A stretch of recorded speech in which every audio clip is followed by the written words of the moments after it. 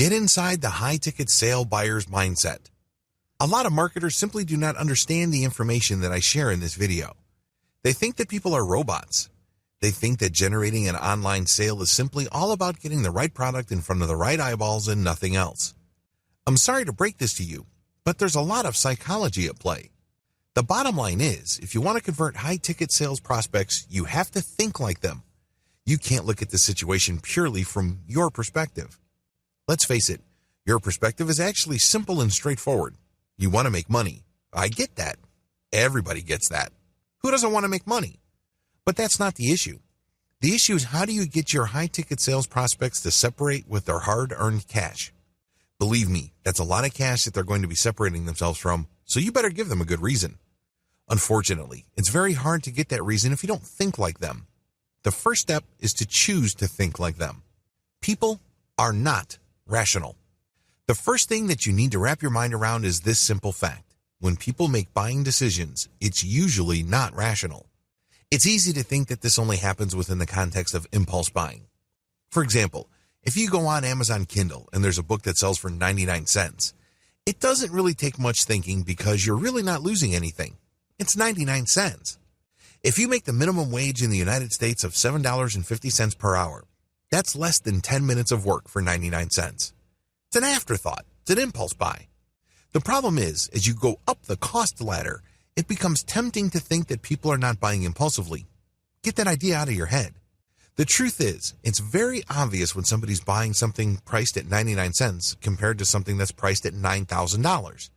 The reality is, they are operating within the same realm. I am, of course, talking about emotions.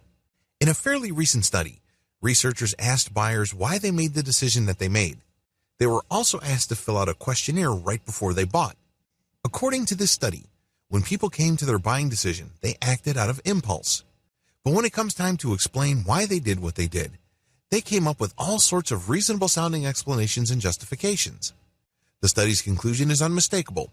People are based on impulse, read emotion, and then they justify it later on.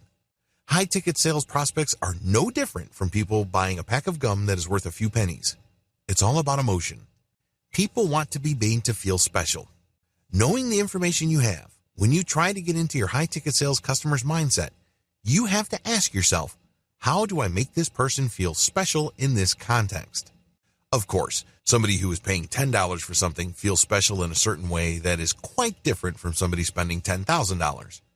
That person spending $10,000 also needs to feel special, but it has to be presented in a different way.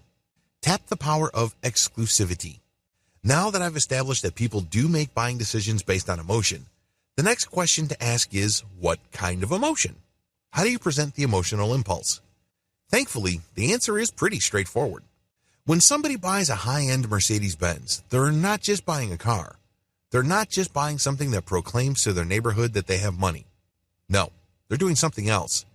They're not just looking to satisfy a need that everybody else has. All of us need to get from point A to point B, but we all have different ways of meeting that need. Depending on our income, depending on how our city is set up, and depending on our culture and other factors, we can choose different options. Some people can take the bus. Others can take the train. Others would bike. Other people would walk. Some would buy a low-end car. Others would buy a mid-range vehicle. And even others would buy top-of-the-line luxury vehicles.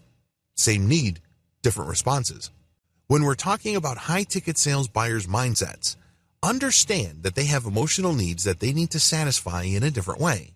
They're looking to satisfy a need that everybody has in a way that not everybody can do. This is where the idea of luxury, exclusivity, and specialness come in. When you are able to earn enough money to buy a high-end Mercedes, BMW, Rolls-Royce, or an Italian sports car, you are saying to yourself, I am special. I am rewarding myself with something that satisfies a need that everybody has. But I satisfy it in a way that is very different from how everybody else can satisfy the same need. This is the power of exclusivity. You have to wrap your mind around this concept because high-ticket sales buyers must be convinced that your solution is a way of satisfying a need that other people cannot readily use. Make them feel that they are getting something above and beyond what everybody's getting. High-end sales targets don't want what everybody else is getting. Now, we know at the end of the day that's precisely what they're getting. A car is a car. It doesn't matter whether it has a Porsche logo or a Kia or a Hyundai logo. It doesn't matter if your car says Hyundai Eon in the back or has that BMW logo. A car is a car. It gets you from point A to point B. But when you highlight the luxury, the attention to detail, the professionalism of whatever product or service you are pushing, you satisfy a very important emotional need. High-ticket sales buyers are psychologically looking for something above and beyond what everybody gets. That's how you can get somebody to pay tens of thousands of dollars or more for a car. These are not egotists. They're not saying to themselves, I'm better than everybody else. No. In most cases, these people are looking to reward themselves, or they're simply looking for the highest value because they don't have the time to screw around when something goes wrong. This is especially true when you're selling services. The MBA assistance program that I use as a case study in the previous video catered to overseas professionals who cannot afford to drop the ball. That's why they pay top dollar. Get inside your customer's mindset. Look at the sales process and the sales funnel system from their perspective. Get this wrong, and you will end up building a high-ticket sales funnel that somehow, some way doesn't quite work.